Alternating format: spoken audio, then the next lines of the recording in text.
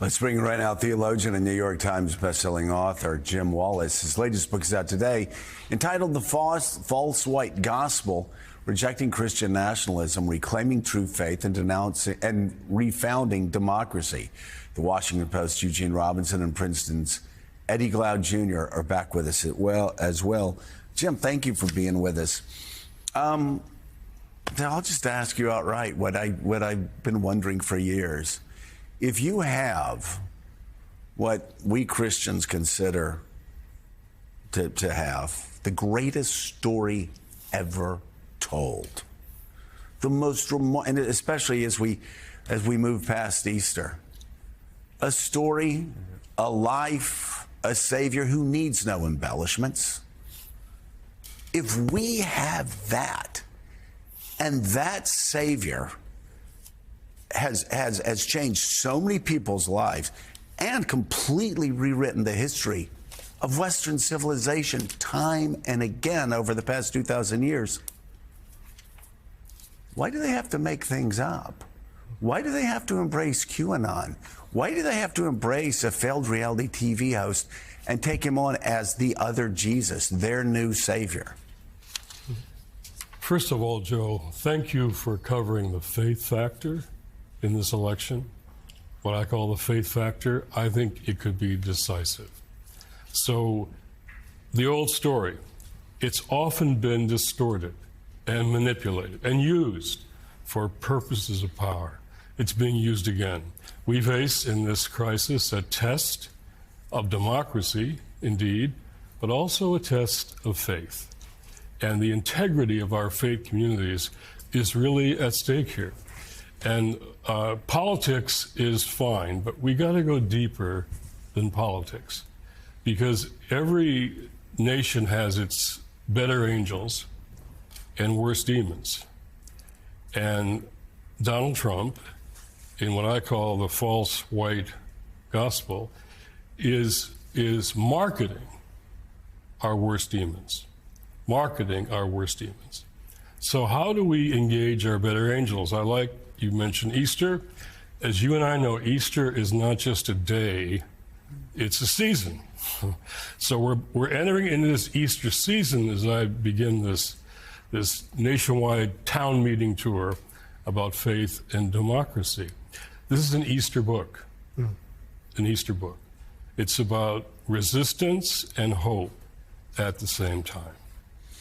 Eddie, I'll ask you the same question, and then please feel free to ask Jim a question. But why do we find ourselves where we are with people of faith who, again, have all they need in the four corners of the Bible? Why now do they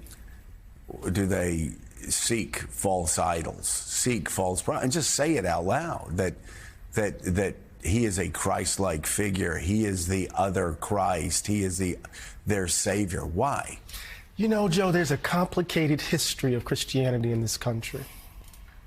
You know, that we talk about the tradition of American liberalism, but, you know, the historian Stephen Hahn talks about the tradition of American illiberalism. And there's a religious scaffolding to that.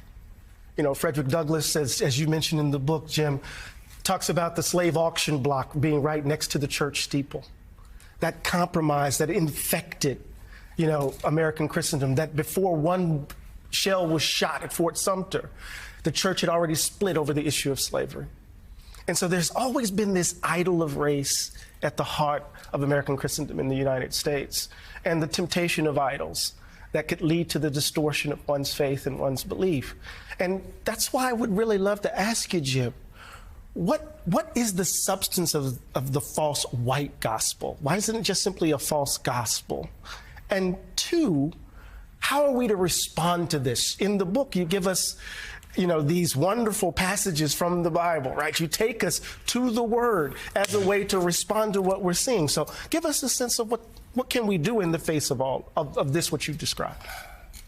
As we both know, our demons, our racial demons, run very deep. And so this is a time to bring the story back. Bring that story back. So I've taken 6 iconic biblical texts You'll know the truth, says Jesus, and the truth will set you free. And the opposite of truth isn't just lying, it's captivity. Truth and freedom are indivisible. And we got a lot of folks who are captive, who are stuck. And the false white gospel is being co-opted by nationalism. A gospel co-opted by nationalism. And the Good Samaritan story, which I love, I tell in the book, here's Jesus lifting up the Samaritan, who was othered by people of his day, who helps unothered to him, a Jew by the side of the road. And the Samaritan was mixed race and was attacked all the time. Here's the one Jesus lifts up as the example of how to be a neighbor. So your neighbor probably doesn't live in your neighborhood. So I'm taking these texts to refresh them and reframe them, and I want to let Jesus do the talking, right? So I want to take it to these surrogates of Trump, and I want to say, okay, here's what the text is. Here's what Jesus says. Do we believe it or not? We either say we believe it and then apply it or not. So I want to, in this Easter season, also a critical political season, I want to have a conversation, an interrogation of faith. I'm so glad you brought up the Good Samaritan, because Willie, in our Easter service on Sunday, the pastor talked about the question, what must I do to make it to the kingdom of heaven? And Jesus said, you must, of course, love God, and you must love your neighbor as yourself. And he was asked directly, who is my neighbor?